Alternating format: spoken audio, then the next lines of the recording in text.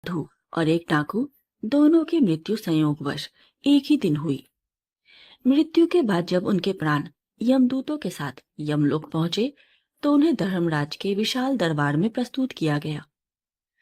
वहां धर्मराज उनके जीवन भर के कर्मों का लेखा जोखा खोलकर बैठे थे। चित्रगुप्त द्वारा लिखे गए उनके प्रत्येक अच्छे बुरे कर्म का सावधानी पूर्वक परीक्षण किया जा रहा था, ताकि यह तय किया जा सके कि मृत्यु के बाद उनकी क्या गति होगी और उन्हें उनके कर्मों के अनुसार कौन सा फल प्राप्त होगा। धर्मराज ने कुछ क्षण दोनों के कर्मों का लेखा जोखा देखा, फिर गंभीर स्वर में बोले, मैं तुम्हारे कर्मों के अनुसार अपना निर्णय सुनाने ही वाला हूँ, किंतु न्याय का तकाजा है कि निर्णय से पहले तुम्हें भी अपनी बात कहने का अवसर दिया जाए। यदि तुम दोनों अपने जीवन, कर्मों या अपने पक्ष में कुछ कहना चाहते हो तो निसंकोच कह सकते हो। डाकू ने जीवन भर लूटपाट, हिंसा और अनेक पाप कर्म किए थे। यमलोक में पहुंचकर जब उसे अपने कर्मों का स्मरण हुआ तो उसके हृदय में गहरा पश्चाताप जाग उठा। वह सिर झुकाकर अत्यंत विनम्र स्वर में बोला, महाराज, मैंने अपना पूरा जीवन पाप और अधर्म में बिताया है। मैंने कभी सत्कर्म करने का प्रयास नहीं किया। ऐसे पापी व्यक्ति को किसी पुरस्कार या कृपा की आशा भी नहीं करनी चाहिए। आप मेरे कर्मों के अनुसार जो भी दंड उचित समझें, मैं उसे सहर्ष स्वीकार करूंगा। डाकू के मौन होते ही साधु आगे बढ़ा। उसके चेहरे पर अपने तप और पुण्य कर्मों का गर्व स्पष्ट दिखाई दे रहा था।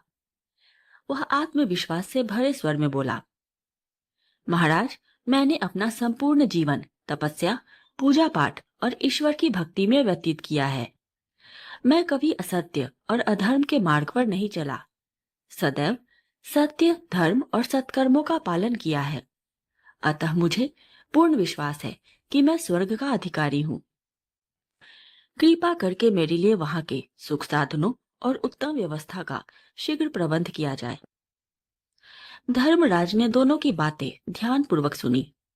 कुछ क्षण विचार करने के बाद उन्होंने डाकू की ओर देखा और गंभीर स्वर में कहा, तुम्हारे पाप कर्मों के लिए तुम्हें दंड दिया जाता है। आज से तुम इस साधु की सेवा करोगे और उसकी आज्ञा का पालन करोगे। धर्मराज का निर्णय सुनकर डाकू ने बिना किसी विरोध के विनम्रता पूर्वक अपना सिर झुका लिया और बोला, जैसी आपकी आज्ञा महाराज। उसने दंड को सहर्ष स्वीकार कर लिया, किंतु धर्मराज का यह निर्णय सुनते ही साधु के चेहरे का भाव बदल गया। उसने तुरंत आपत्ति जताते हुए कहा, महाराज, यह व्यक्ति जीवन भर पाप, हिंसा और अधर्म में लिप्त रहा है। इसके स्पर्श मात्र से ही मैं अपवित्र हो जाऊंगा। मैंने वर्षों तक कठोर तपस्या और ईश्वर भक्ति की है। यदि ऐसा पापी मेरी सेवा करेगा तो मेरी साधना और पुण्य का महत्व भी क्या रह जाएगा।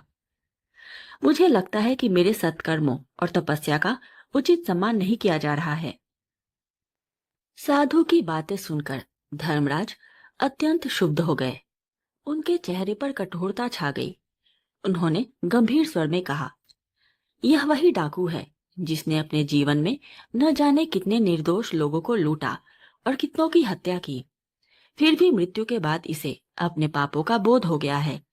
यह पश्चाताप से भरकर विनम्रता के साथ तुम्हारी सेवा करने को तैयार है।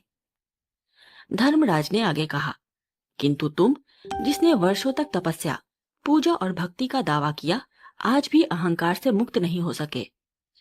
तुम यह नहीं समझ पाए कि प्रत्येक प्राणी में एक ही परमात्मा का अंश विद्यमान है।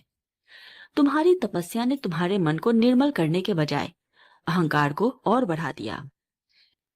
इसलिए तुम्हारी साधना अभी अधूरी है और उसका फल पाने के तुम अधिकारी नहीं हो। फिर धर्मराज ने अपना निर्णय सुनाते हुए कहा, अतः आज से तुम इस डाकू की सेवा करोगे। उसके प्रति सम्मान और विनम्रता का भाव रखकर अपने अधूरे तप को पूर्ण करने का प्रयास करो। याद रखो, वही तपस्या सफल होती है जो अहंकार से रहित हो। अहंकार का त्याग ही तपस्या का मूल मंत्र है और यही ईश्वर प्राप्ति का सच्चा मार्ग है। केवल बाहरी दिखावा, पूजा पाठ और कठोर साधना किसी को महान नहीं बनाते। यदि मन में अहंकार भरा हो तो वर्षों की तपस्या भी निष्फल हो जाती है। ऐसे लोगों की गति अंततः वही होती है जो आज तुम्हारी हुई है। धर्मराज का अंतिम निर्णय सुनकर साधु का सिर शर्म से झुक गया। उसे पहली बार अपने भीतर छिपे अहंकार का एहसास हुआ। उसे समझ आ गया कि वर्षों की तपस्या और भक्ति के बावजूद वह विनम्रता का वास्तविक अर्थ नहीं समझ पाया था। जिस तपस्या पर उसे गर्व था वही उसके आध्यात्मिक पतन का कारण बन गई। दूसरी ओर डाकू धर्मराज के न्याय को सुनकर शांत खड़ा रहा। उसे अपने पापों पर पश्चाताप था और वह अपने कर्मों का फल स्वीकार करने के लिए तैयार था। धर्मराज की आज्ञा के अनुसार साधु ने डाकू की सेवा आरंभ की। प्रारंभ में उसके मन में संकोच और ग्लानि थी, किंतु धीरे धीरे उसका अहंकार समाप्त होने लगा। उसने अनुभव किया कि प्रत्येक जीव में वही परमात्मा विद्यमान है और किसी को ऊंचा या नीचा समझना अज्ञानता है।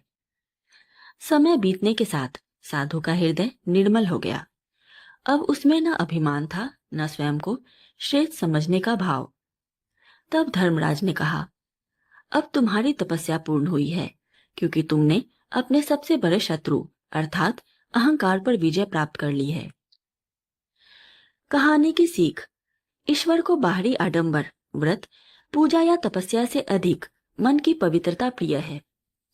अहंकार मनुष्य के सभी गुणों और पुण्यों को नष्ट कर देता है, जबकि विनम्रता सबसे बड़े पापी को भी सुधारने की शक्ति रखती है।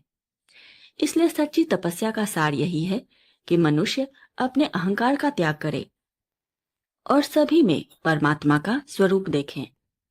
तभी उसकी साधना सफल होती है और वह ईश्वर की कृपा का पात्र बनता है। यदि आपको यह प्रेरणादायक कथा पसंद आई हो तो वीडियो को लाइक करें, अपने विचार कमेंट में अवश्य लिखें और ऐसी ही ज्ञानवर्धक एवं प्रेरणादायक कथाओं के लिए सब्सक्राइब करना न भूलें। मिलते हैं अगली कथा में एक नई सीख और जीवन के एक नए सत्य के साथ। तब तक याद रखें, अहंकार वह आग है जो मनुष्य के सभी गुणों को जला देती है, जबकि विनम्रता वह दीपक है जो जीवन को प्रकाश से भर देती है।